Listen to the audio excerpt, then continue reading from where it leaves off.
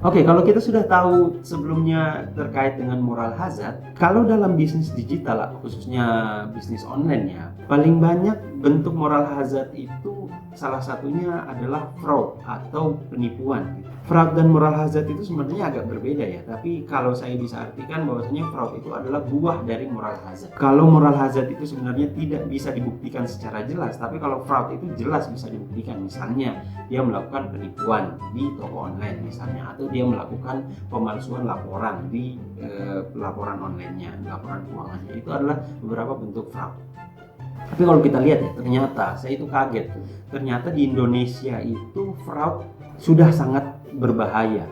Bahkan di tahun 2019 kemarin, Indonesia itu menempati posisi kedua kasus fraud terbanyak setelah Jepang. Bayangkan, berarti hacker-hacker kita di Indonesia itu sangat-sangat handal. Mereka setiap tahun selalu berkembang. Nah, itulah gambaran fraud di Indonesia, bahwasanya fraud itu sudah bukan hal yang bisa dianggap remeh-temeh lagi. Kan kita sering banyak banget penipuan di toko online, skimming dan lain-lainnya. Kalau bisa kita simpulkan, sebenarnya apa sih yang menyebabkan mereka melakukan fraud itu? Ada sebuah teori namanya fraud triangle. Artinya segitiga fraud. Segitiga ini yang biasanya memicu orang melakukan sebuah tindakan fraud. Yang pertama adalah tekanan. Biasanya orang melakukan penipuan di toko online itu karena ada tekanan, entah dari tekanan eksternal atau internal, entah dari tekanan keuangannya sendiri atau tekanan dari teman-temannya dan lain-lain. Nah, tekanan ini, pressure ini yang biasanya menjadi pintu masuk seseorang melakukan tindakan penipuan dalam fraud.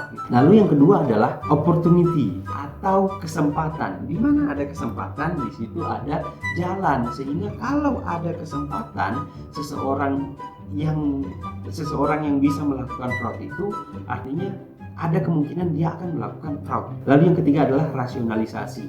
Rasionalisasi itu adalah sebuah tindakan pembenaran bahwasanya yang dia lakukan itu sebenarnya tidak salah.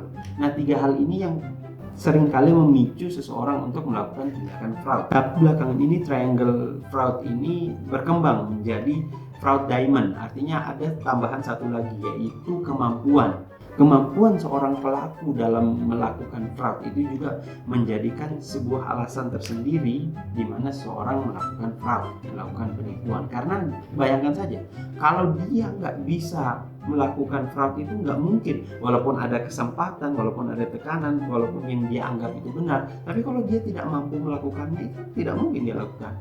Nah, makanya teori ini akhirnya berkembang dari fraud triangle menjadi fraud diamond. Saya rasa itu saja yang bisa saya sampaikan. Kita akan ketemu lagi di beberapa materi-materi selanjutnya. Terima kasih. Assalamualaikum warahmatullahi wabarakatuh.